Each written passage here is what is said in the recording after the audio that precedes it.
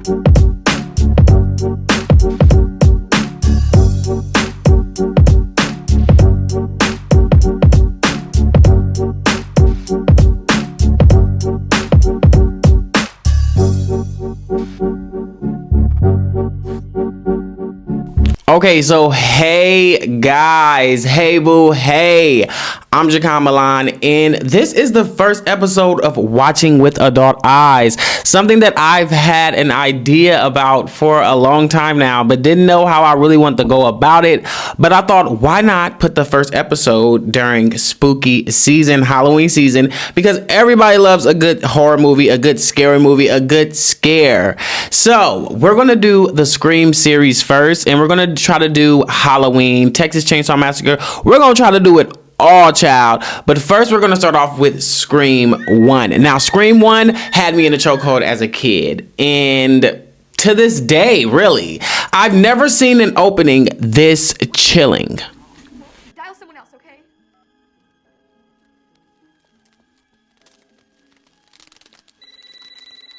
Listen, asshole! No, you listen, you little bitch. You hang up on me again, I'll cut you like a fish, understand? Now, watching the scene as a child, it was scary. Of course, I was scared, but for different reasons.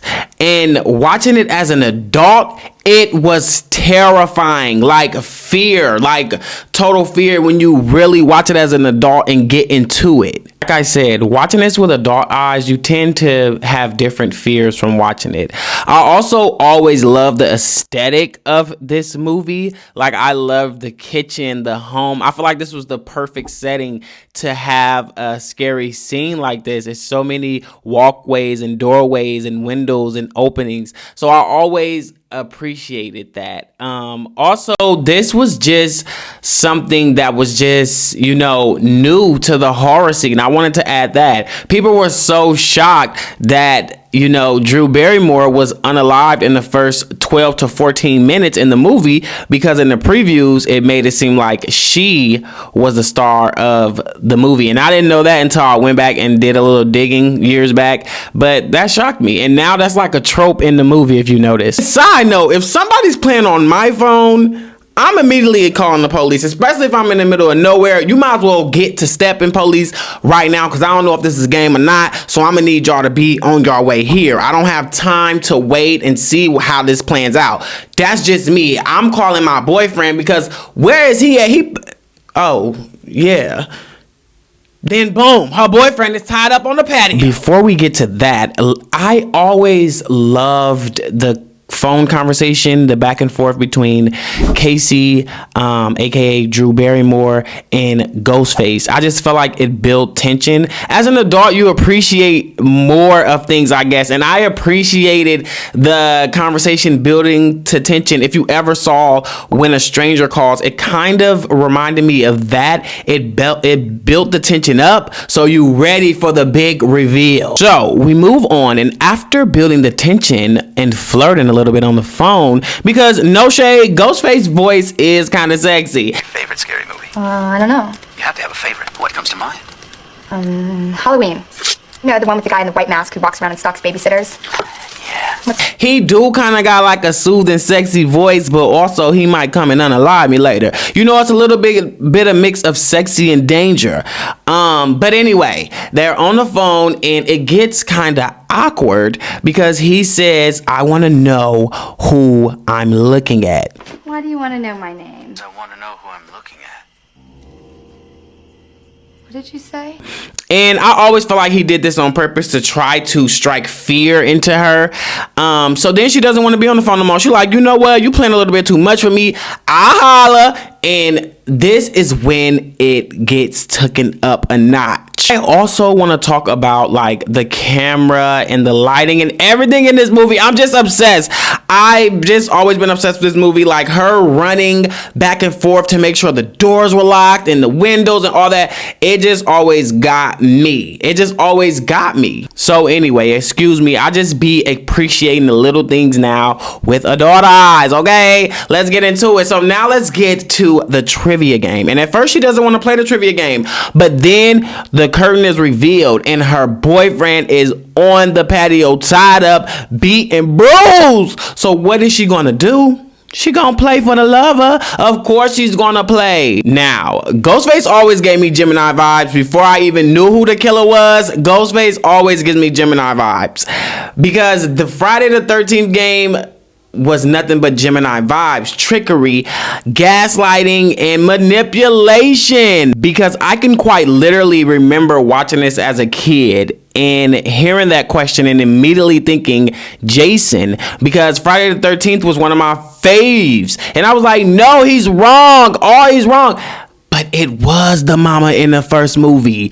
He really, that was a shady question and he clocked her. So he gagged Casey and it cost Casey her life. But one thing I can say is I always was obsessed with Scream's final girls, or the women in Scream, because they really fight. Like Casey was fighting, running, hiding, jumping. She hit him with the phone in the face, one of my favorite parts. Bow! I was like, oh! It was the first time I really seen a final girl really try to take destiny into her own hands. You know what I mean? And something that is very important when it comes to movies, especially horror, is the sound. And I feel like when she was running, it was high stakes, it was goosebumps, it was fear, it was anxiety, and the music score exude that. You know, the music in Scream is so good. Like, it's so good. And I feel like this scene when she was running, and the music was just going, you know, it was just everything you would want in a chase scene in a horror movie. Now, I always thought it was so suspenseful and creepy, and Wes Craven is a genius. Shout out to Wes Craven. He's a genius for directing this, because the part when her parents come home and she's trying to get to them and Ghostface grabs her and cuts her trachea and now she can't even make a sound to say mom and dad or parents or help or nothing. It is like so much anxiety, and it's just like, as a kid, it just messes with your heartstrings. You know what I mean? Now let's also talk about when she was swinging from the tree.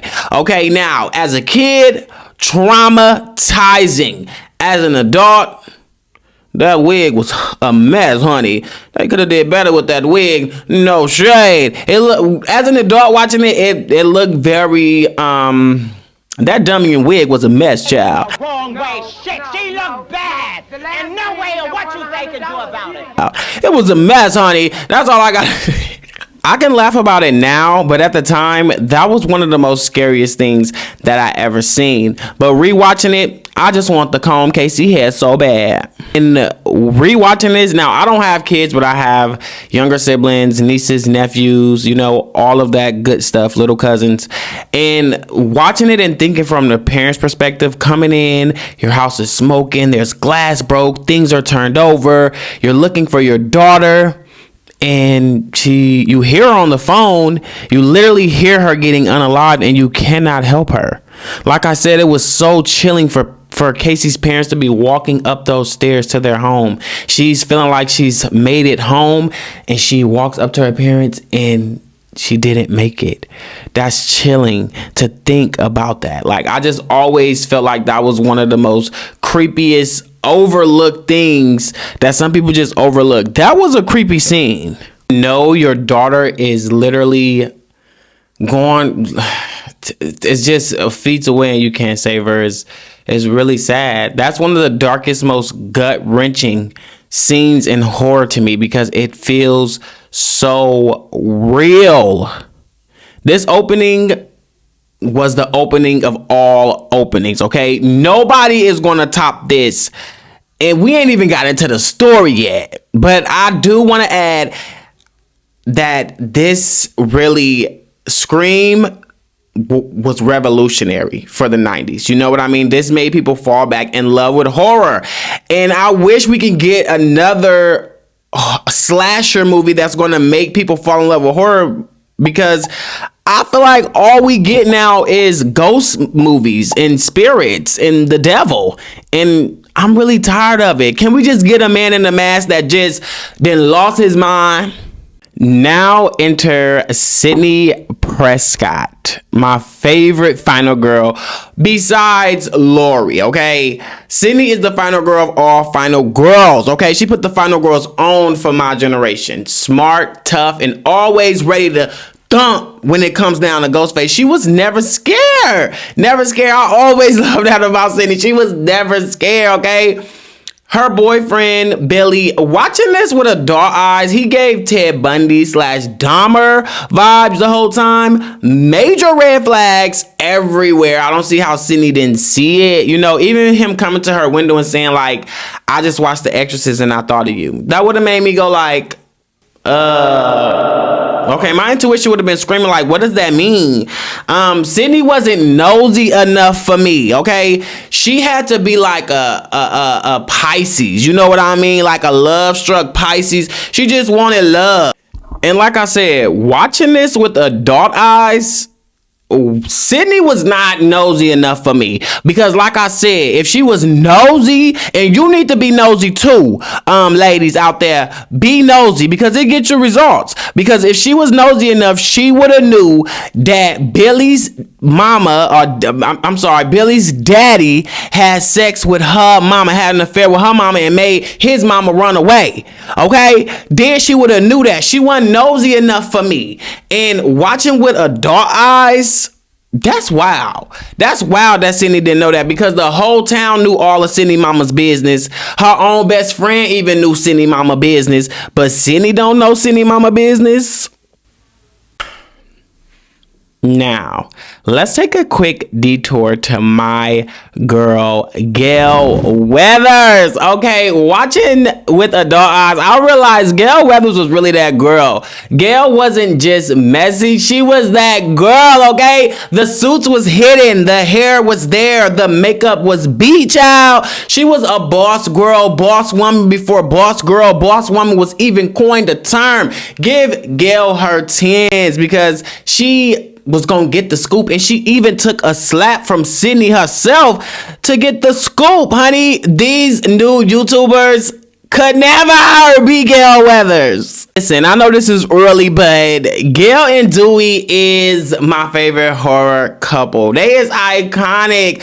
Like, journalism meets policeman fall in love. Like, the writing on this, it was so, like I said, this movie gives you all. It gives you a love story. It gives you horror. It gives you drama. It gives you comedy. It gives you all the good stuff. It gives you a bad journalist. Like, her suits was hidden. Go back and watch Scream and tell me And tell me Gale Weathers wasn't see you next Tuesday.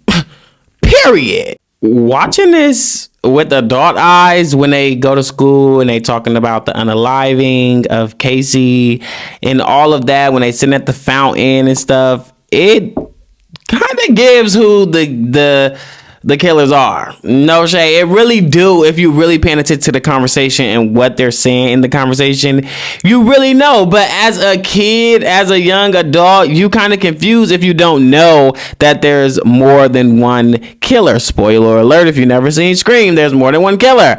And you just can tell by the conversation who the killer is. And I also found that this movie is able to give, like, you know, exposition and stuff like that without forcing it down our throats. We learn who Sidney Mom is. We learn who Cotton is a little bit. We learn Gale Weathers. We learn all these people in a relatively fast pace in time, but it really doesn't feel fast. And when I was rewatching this as an adult, the movie went super fast, but as a kid, it seemed like the movie was longer. So boom, next Sydney leaves school and she goes home, and remember, her dad is out for a trip or whatever. He's gone for a trip, and she takes a nap, and then she ends up waking up and she gets a phone call from Ghostface. And like I said, I always appreciate Ghostface's conversations. You know, he knows how to build up that tension and make you want more from him in a scene, and gives you a lot. No shade. So this is the scene where I knew I was gonna stand Sidney Presscott. I knew she was that girl of all girls, and no girl was gonna top Sidney Presscott when it comes to this final girl okay? Because she has such a jazzy mouth. Like when he was like, "I'm right at your front door," she said, "Oh really? Let's come outside then." Then start picking at her nose and stuff. Like, she wasn't scared of nothing. You know what I mean? You know, I just always appreciate that about Sidney Presscott, that she wasn't some dainty old scary, oh my God, type of final girl. She was about it. What's up? She was always looking for her one when it came to Ghostface. She was never scared. She was always had her dukes up. So I always, like I said, I love this movie so much, y'all. When she goes back in the house and he pops out of the closet, oh, I gagged. As a kid, I was gagged. I was like, wait a minute.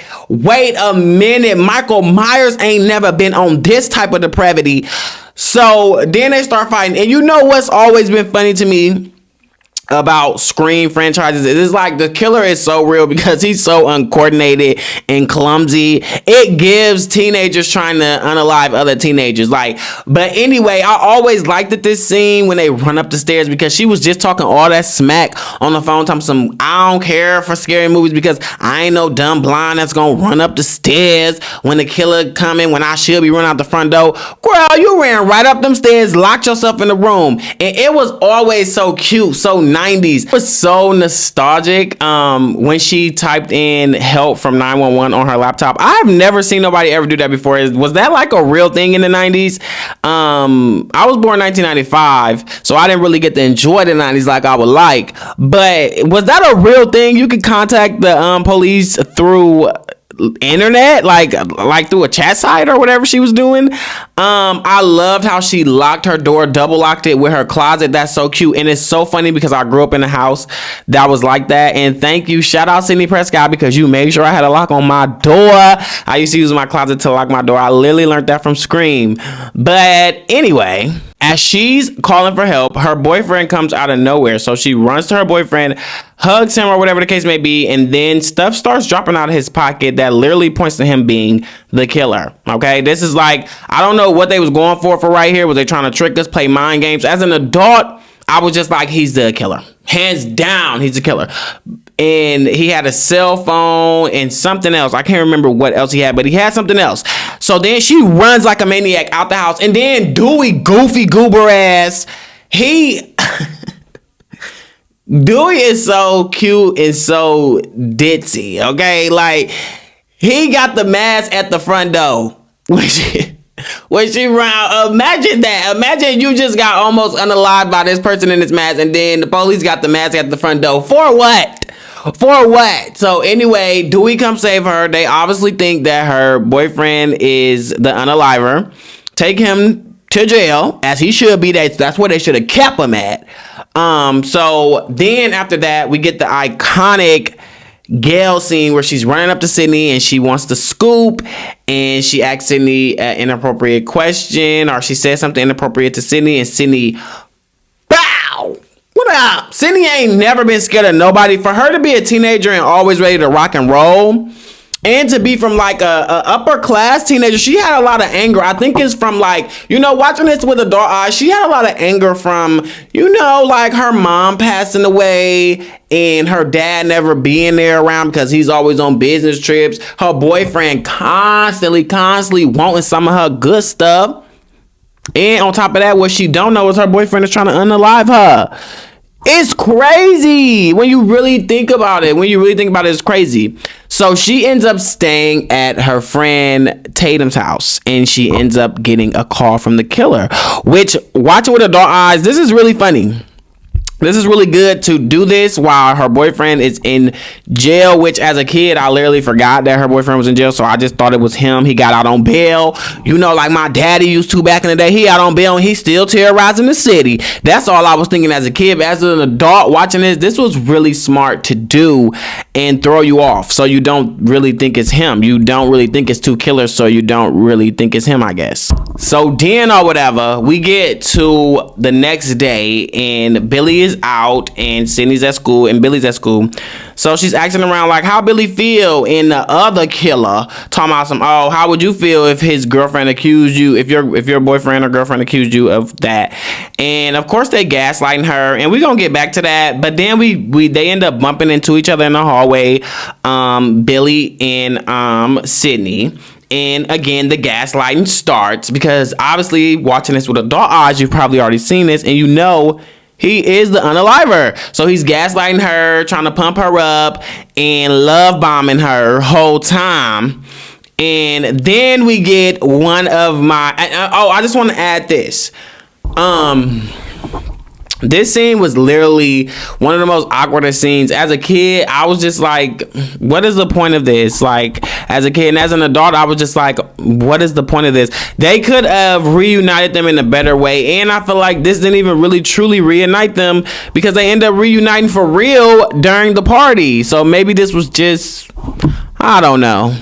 So next we get one of my favorite scenes. Okay, child. This was me and my auntie who is close to my age. This was me and her favorite scene growing up. The shady bathroom scene. So picture this. You accuse your boyfriend of trying to unalive you, honey, because there's a mass killer going around, honey. And you see him the next day, he gaslights you, makes you feel like a bad person. You're having a crazy day. They can't get in contact with your dad. It's a lot going on. So you run to the bathroom to just catch your breath throughout the day. You know what I mean? Walk in the bathroom and two girls is dragging you for filth. You don't even know these girls like that, and they dragging you for filth.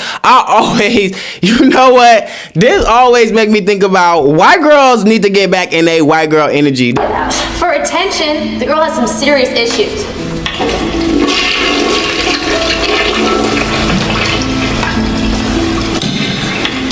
What if she did it? What if Sidney killed Casey and Steve? Why would she do that? Maybe she had the hots for Steve and killed them both in a jealous rage. What would Sidney want with Steve? She has her own bubble butt boyfriend, Billy. Maybe she's a slut, just like her mother. You're evil. Please, it's a common fact. They need to get back in a white girl bag because the way these white girls tore Sidney to shreds, like, I will never forget it. It was so iconic. Before I saw a drag queen, a gay man, any of that, it was these two white girls cutting Sidney down. Okay? They cut her down. Two random white girls called her a slut. Called her, said her she's a slut like her mother. Saying she's the killer for attention. I was like, girl, huh? Said her boyfriend got a bubble butt. I was just like, these girls is shady. As an adult, I was clutching my pearls. Like, imagine almost getting unalived last night, and then hearing these heifers in here talking about you that don't even know you, like dragging my mama, dragging my boyfriend, you dragging everything. White girls used to be ruthless. Y'all need to get back into y'all real white girl bag, okay? Because y'all used to be ruthless. Like, this girl just randomly came to the bathroom, and these girls is tearing her. I felt so bad for Sidney. Growing as a kid, it was funny. You know, I'm just like, what? As an adult, I'm like, damn. Imagine you having the most worst week of your life and you just trying to go to the bathroom and these girls is cutting your legs off from under you for no reason other than just to gossip. White girls, get back in your bag for real. Now, remember I said we was going to get back to that. Wow. We was going to get back to her friends and them gaslighting her, except for Randy. Randy was that boy, okay? But her friends was Tatum and Stu was gaslighting her so bad, which was probably Stu's job. But Tatum was not a good friend, even though I love Tatum. But we're going to get back to her later. But I love Tatum, but she was not a good friend. Constantly gaslighting Sidney, talking about why would you, making her feel guilty about suspecting Billy, and she wasn't even suspecting her own man because she just, at the end of the day, when I really think about it, they are teenagers. You know what I mean? But this is why I always tell people to trust your gut. Don't listen to a friend, family member, nothing. Trust your gut. Intuition is real. Listen to your intuition. What else was I about to say? That's how abusers work, though. They twist it, they make you feel wrong, and they make people around you feel like she's just crazy, or he's just crazy. They're just crazy.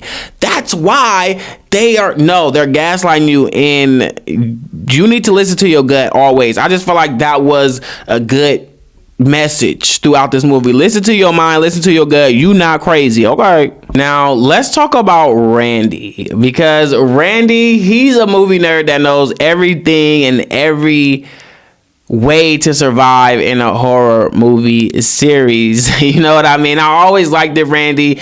He brought the breaking the fourth wall to the movie. He was a very charismatic character, very funny character. Also, I wanted to say, watching with adult eyes, I think Randy was an Aquarius. He was dreamy, quirky, and obsessed with horror. You know what I mean? I just felt like he gives Aquarius vibes. He could have been a Pisces as well, but he gives me Aquarius vibes. But the video store scene, that's what this was really about. The video store scene, if you didn't know who the Unalivers was by the video store scene, after the video store scene, you knew who it was. It was just super creepy and, creepy, okay? Billy and Stu gave it all away right there. They told you who did the crimes, okay? Like I said, if you wasn't sure before, you definitely knew after that scene. I think when you watch it as an adult, they was laughing too hard at the wrong things. Watching now, like I said, it's just obvious that they were the Unalivers. You know what I mean? You get it? Oh yeah, I forgot to mention because I was so gagged at those white girls tearing Sidney up to shreds. After these girls is spreading rumors saying you the killer and you doing all this for attention, your mama's a what? And after that, the killer tried to get you again. Is crazy works. Like, that's crazy work. You ain't had no harder week than Sidney. I don't care what you talking about. I also want to talk about Ghostface stalking. Because as an adult, he was at Tatum's. He was at the store when they was picking up snacks. He was at the schoolhouse. He was at blah, blah, blah. He was everywhere, okay? He was literally everywhere, okay? And to that, I just say, do you want your issue or not? Do you want your one or not? Do you got pressure? Do you got pressure or not? Because you already know Sidney is always ready. So I don't even know why he want to hide and be scared for it. Come get your issue. You know what I mean? I just don't get it. I just don't get it. I just never got that. If you really want this to end and it's all about Sidney, then just come get your issue, because she was always ready for you, Ghostface. She was never scared. She was never scared. That's why you had to sneak around and look around. As an adult, watching this with adult eyes, I really think Ghostface was scared to really get his one with Sidney. I really do. I do. That's me.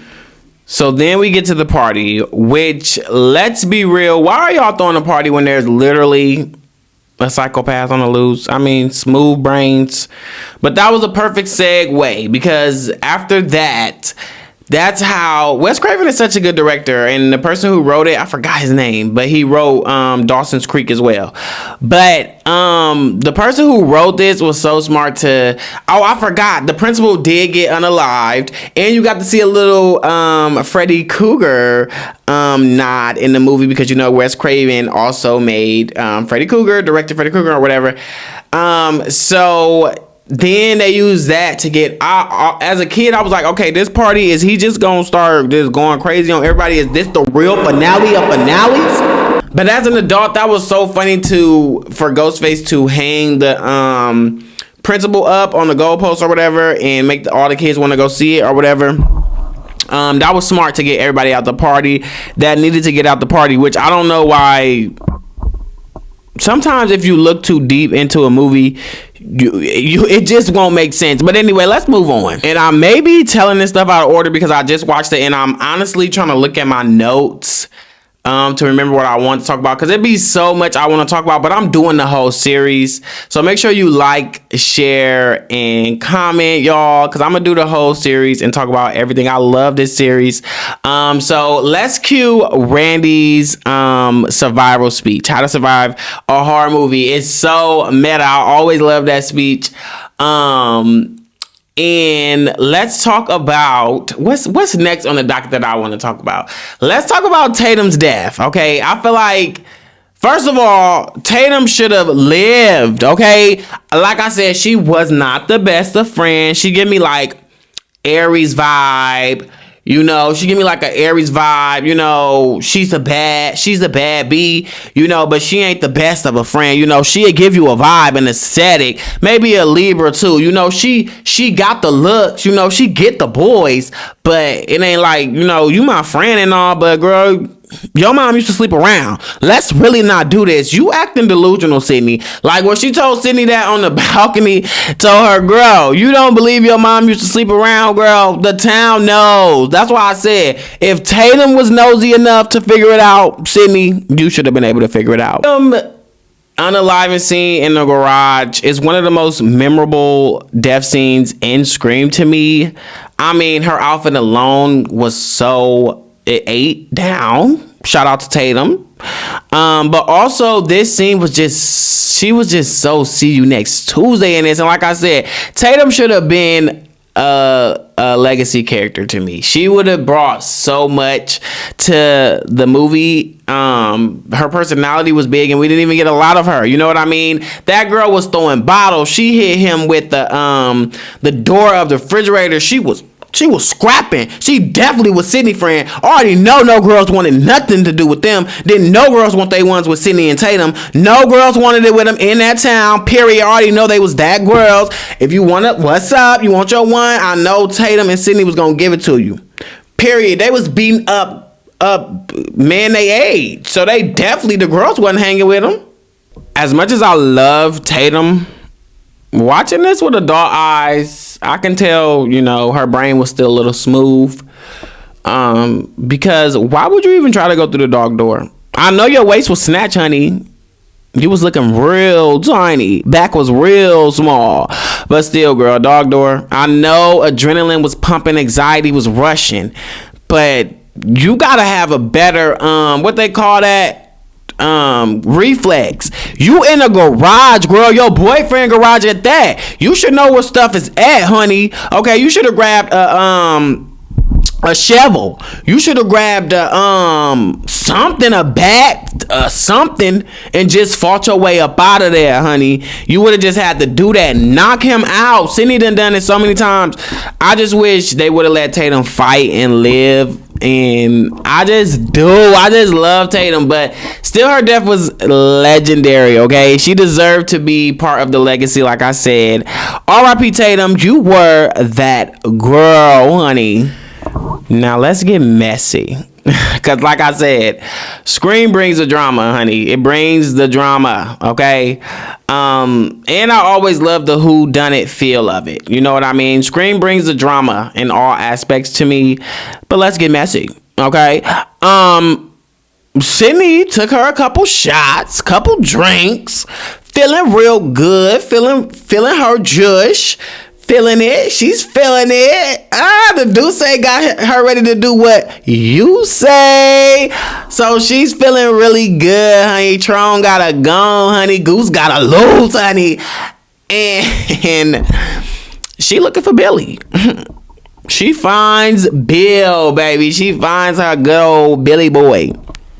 They get to talking. You know, when she's get to thinking like, maybe Billy's not a killer. You know, I'm feeling sexy tonight. You know, I'm ready to give up my V card, whatever the case may be. Where my man at? Like I said, she want to know where her man at. And ladies, never let a man guilt trip you into giving him some. Period. Because you're going to regret it right after. Always. And so did Sidney. Because once she laid it low and spread it wide, honey, that's when the most trickery thing happened, okay? So they talking and she ends up coming into her mind like, how did you make a phone call while you was in, jail? And he said, yeah, I called my dad. She says, no, you didn't, because the sheriff called him. And then he said, yeah, he didn't answer or whatever. So then she gets to thinking again after she done already gave Miss Kitty. After you done already gave Miss Hello Kitty away, why are you still investigating? You already gave it up now, girl. You might as well just go with the flow. You might as well just go with the flow now. Like, you should have been asking these questions before you gave it up, honey. Honey, you should have been asking these questions before. Watching this with adult eyes, I don't know if they didn't know how to like get to where they was going or what was the point of this all. Because after this, he could have just put the Ghostface mask on and said, hey, it's me.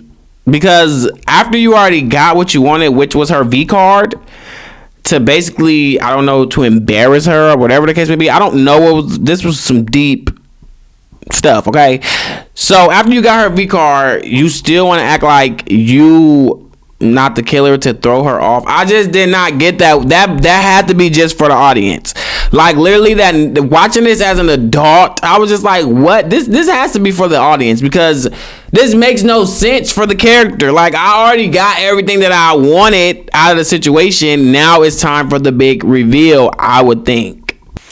And that's why I said it had to be for the audience. Like, Wes Craven is so smart. He realized that, Billy stank of psychopath, like of psycho. Like, he's going to be given away quick. So let's do this little cornstarch bit, and it's going to trick the audience, and they're going to still think that he's not the unaliver. You know what I mean? And it did work. It worked. It's still, I bet it had people tricked. I'm pretty sure it probably had me tricked as a kid. I can't quite remember, but that was very smart. And that was all part of Billy's plan, I guess. And no shade, Billy ate his reveal down, but he had to trick us like 3 or 4 times in order to get that reveal, because like everybody already knew he was, the psychopath. Okay, that was no shocker. But when he said we all go a little mad sometimes, like, okay, you ate that. You did that, Billy. Billy, you ate that. But like I said in the beginning, always trust your gut. These men ain't nothing, and they never will be, okay? They never gonna be nothing. And that's coming from a man who dates men, okay? These men ain't gonna never be nothing. Look at me. Trust your gut. These men will take you out and take your kitty with them. All right? Okay, so like I said, so we get the reveal with him eating the cornstarch and saying we all go a little mad sometimes. And as a kid, I really do believe that this gagged me. Like, I believe this gagged me because I probably really thought he was, stabbed up. You know what I mean? So this probably really did gag me. But watching it now, it was just like, you did good by keep throwing people off, but we already knew who the psycho was, and it makes sense once he laid down his plan about Sidney's, mom and his dad and all that, you know what I mean? it made sense, I guess. And Stu, no motive. I mean, just vibes and peer pressure. Imagine catching bodies just because your homeboy asks. That's sick. That's even more scarier than Billy to me, honestly. Like, Stu is honestly more scarier than Billy to me because he just did it for the fun of it, for the vibes, for the thrill, for the mood. And to me, we get to the climax anyway. And to me, this is where Sidney becomes that girl, because Billy and Stu pokes each other, and which is so dumb. I don't know why these teenagers thought they was gonna be criminal masterminds. You're going to jail, baby, and you're not even going to jail. You're going to prison, baby. You're going down, okay? You're not. Sidney was so smart. She flipped this around on them, puts on the Ghostface stuff, and calls them. She beats them, and she beats them at their own game. And I always loved that she was able to flip this. Like, Stu's death, iconic. TV on the head. Yeah, you said, peer pressure got you. So let the pressure of the TV hit you, okay? Poetic justice for Stu, if you ask me, once that TV fell on him. I always thought when Stu was acting like his parents was going to be so angry at him for what he did, like, that just gave teenage vibes to me watching it as an adult. Like, you worried about what your mom and dad gonna say, baby, you going to JAL, okay? You need to be worrying about what it's gonna be like at cell block D, but you ain't even make it that far. Anyway, we move on to Billy. And she kind of toys with Billy a little bit, and he goes looking around for her in the house. She comes out with an umbrella. Get him. So then, of course, they always say the killer comes back for one last scare. So Sidney double taps him, okay? Period. Walks away, bloody, bruised, traumatized, but still standing. She got rid of that no good man of hers and his friend that's always telling him, you right, bruh. You right. She got rid of both of them, because them be the worst combinations. She got rid of that no good man and the friend that's always saying, you right, bruh. You right.